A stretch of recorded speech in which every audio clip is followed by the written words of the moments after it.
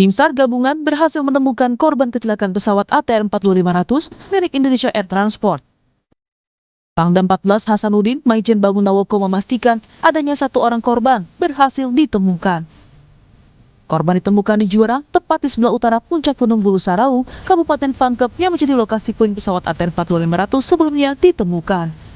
Ada kabar gembira bahwa tim kita selain berhasil mengevakuasi beberapa puing dari pesawat, rupanya tadi sudah saya yakinkan kepada tim yang di depan melalui komunikasi radio bahwa sudah ditemukan satu korban. Dan sekarang sedang berupaya untuk kita evakuasi ke Posko Ajudi.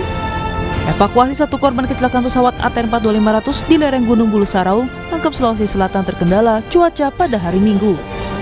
Cuaca buruk dan medan yang terjal membuat tim SAR gabungan kesulitan melakukan evakuasi korban. Rencananya, evakuasi akan dilakukan melalui jalur udara Senin pagi. Sementara itu, 9 korban kecelakaan pesawat masih dicari keberadaannya. Tempat untuk dilakukan evakuasi besok pagi dengan menggunakan karakal.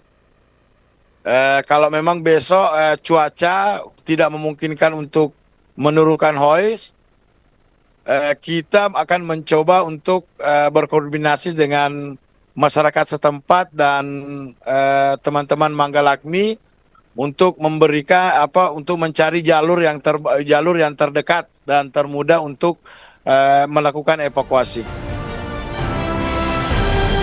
Sebelumnya, pesawat ATR 42500 hilang kontak di Pegunungan Kars Maros, Pangkep, Sulawesi Selatan. Pencarian dilakukan melalui udara dan juga darat untuk menemukan pesawat dan juga penumpang. Tim Liputan Kompas TV.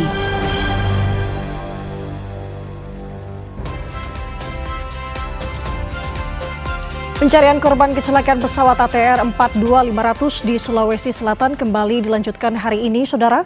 Cuaca menjadi kendala saat tim SAR melakukan evakuasi.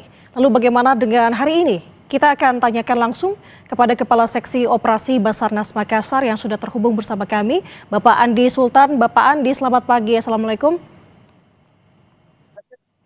Oke, untuk pencarian hari ini pada pukul 06.40 tadi kami sudah memberangkatkan satu tim yang memang berkonsentrasi untuk melakukan evakuasi, yang dimana yang kemarin yang tidak sempat dievakuasi karena cuaca yang tidak memungkinkan untuk dilakukan evakuasi. Kami sudah mencoba untuk melakukan sistem jetrik namun tidak berhasil, maka dari itu kami mengambil opsi yang ketiga dengan menggunakan menuju ke lokasi dan dibantu oleh warga sekitar, yang dimana warga sekitar yang sering beraktivitas mencari madu di tempat tersebut.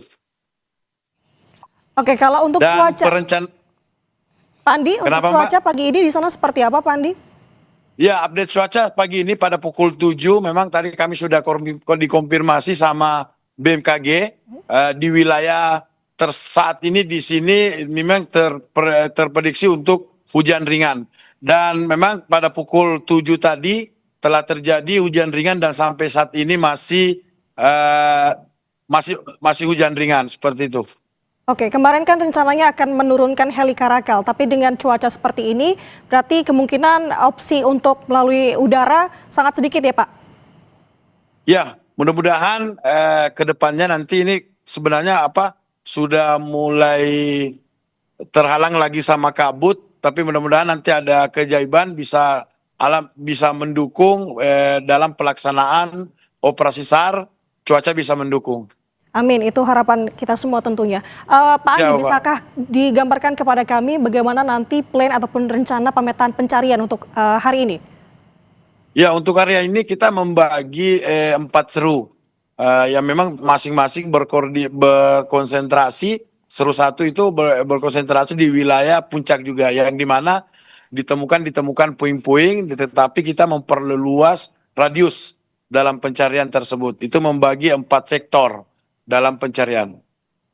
Oke, dibagi 4 sektor, salah satunya apakah akan difokuskan juga untuk titik di mana ditemukannya jenazah yang sudah ditemukan, satu jenazah, Pak? Ya, ya itu adalah sektor keempat. Oke. Sektor keempat kita tetap melakukan sembari untuk melakukan evakuasi, kami tetap melakukan SAR di wilayah tersebut. Karena tidak menutup kemungkinan di wilayah tersebut juga bisa terindikasi masih ada korban.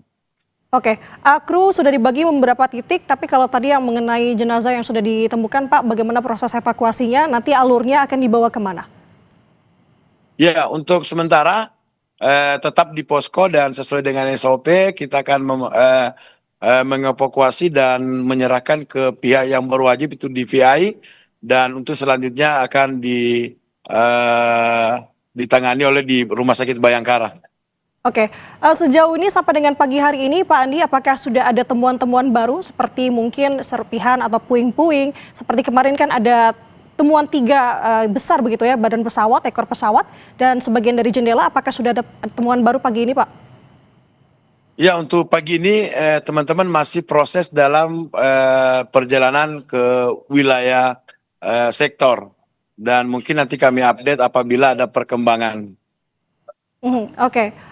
Tadi Bapak sebenarnya menyinggung sedikit mengenai apakah pencarian hari ini juga akan turut melibatkan warga lokal yang tampaknya ini sangat sekali membantu. Apakah hari ini warga lokal juga turut serta untuk proses pencarian lanjutan? Apakah ada tambahan personil atau bagaimana, Pak Andi? Ya, jumlah personil yang saat ini terdaftar di posko itu 1.007 personil dengan berbagai instansi dan potensi-potensi yang ada. Ada tambahan personil melihat cuaca saat ini memang. Iya. Oke, Pak Andi. Ya, untuk tambahan personil. Silakan Bapak. Ya, untuk tambahan personil kemarin ada tambahan sekitar 10 personil yang dilibatkan dalam pelaksanaan operasi SAR. Oke.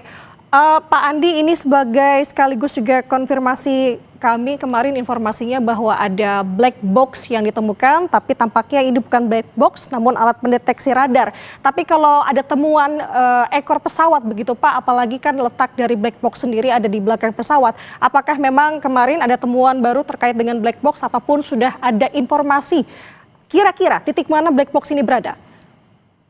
Ya, untuk kami masih tetap berfokus dengan korban, sembari juga tetap juga melakukan pencarian untuk black box. Oke, Pak Andi, mungkin sekali lagi yang ingin saya tanyakan mengenai pencarian lanjutan hari ini, apa yang menjadi tantangan terbesar kira-kira Pak untuk hari ini selain dengan cuaca?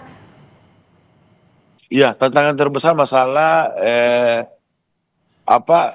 jalur yang ekstrim yang dilalui untuk melakukan evakuasi ini. Karena harus kalau harus melakukan repli, selain itu harus menyeberang di tebing-tebing yang terjal. Oke, lanjutnya nanti jenazah ataupun korban ini akan dibawa ke Rumah Sakit Bayangkara begitu ya Pak ya? Untuk dilanjutkan proses postmortem. Iya. Oke, Bapak, untuk pencarian nanti titik fokusnya apakah dari 4 titik tersebut ada yang menjadi titik yang akan difokuskan sekali? Misalkan salah satunya tadi ada di puncak dari Gunung Bulu Saraung? Ya, ya. Yang kita memang yang di penemuan korban, Bada.